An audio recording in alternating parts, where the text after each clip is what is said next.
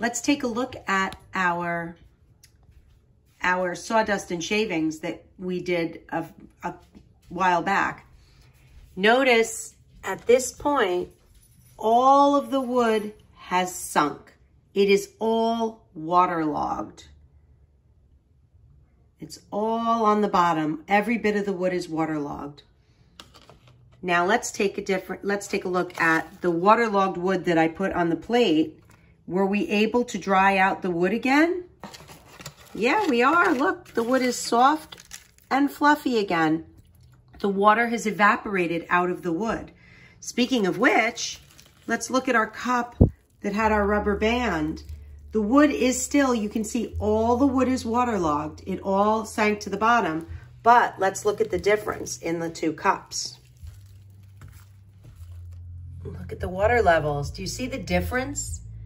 The one that had the saran wrap still has a lot more water. The water level is here, whereas the one that had no saran wrap, the water level is lower because it was able to evaporate. More water was able to evaporate from the open cup than the one with the saran wrap covering it.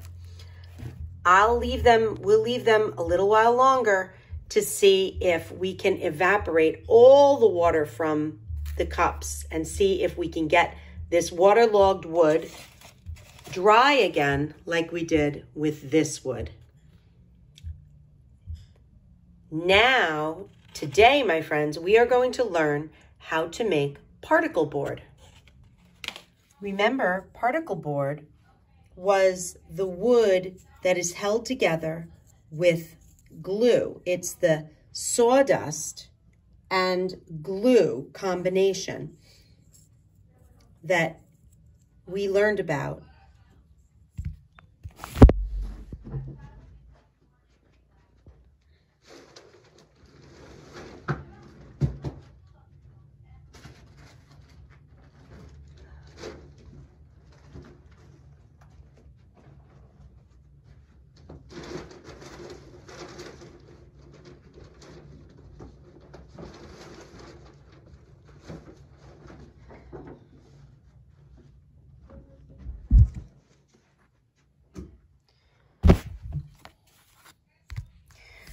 Remember,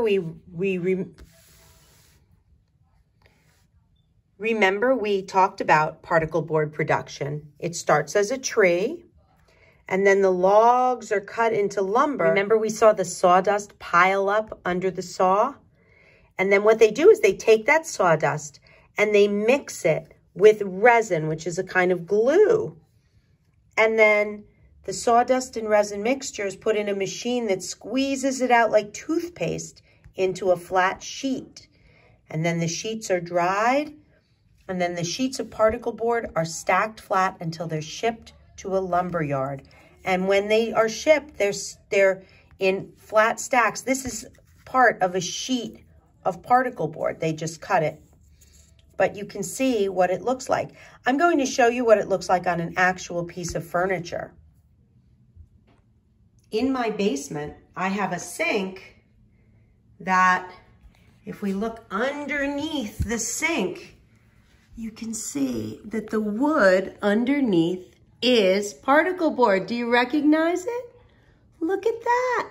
It looks just like the piece of particle board you saw. So this sink, and if you go like this, because it's so old, you can see the pieces of sawdust come off. Can you see the pieces of sawdust fly off?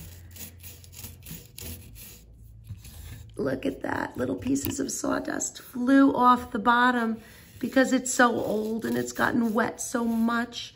So this is particle board. And what they do is they put a laminate, a piece, it's almost like, I guess, a sheet of plasticky material over the particle board to keep it safe so that water doesn't get to it, because when water gets on particle board, it kind of makes it flake off the way it's been doing, like that. So this is a piece of furniture that is made with particle board. Today, scientists, we are going to learn to make our own particle board. You're going to get 2 bags to help you make your particle board. One bag is filled with sawdust. The other bag is filled with a white powder, which is actually cornstarch.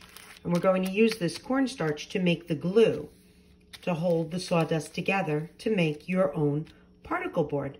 Now remember, we had said that particle board was made from the leftover wood sawdust from sawmills.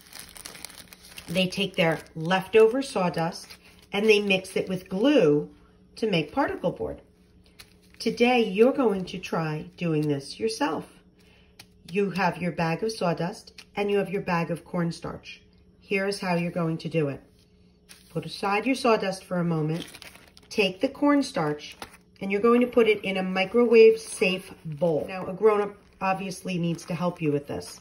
So you're taking the bag of cornstarch and putting it into a microwave-safe bowl, like that. Now my cornstarch is in my microwave-safe bowl. You're going to take 2 tablespoons of water. Here's 1 tablespoon of water. And now I'll get another tablespoon of water. Here's my 2nd tablespoon of water.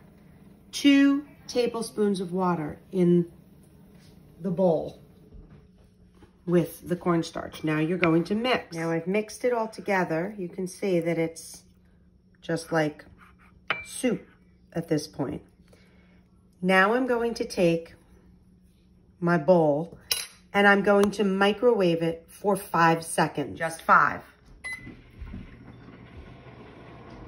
Here I go. 5, 4, 3, 2, 1, and that's all. 5 seconds. It's still soupy.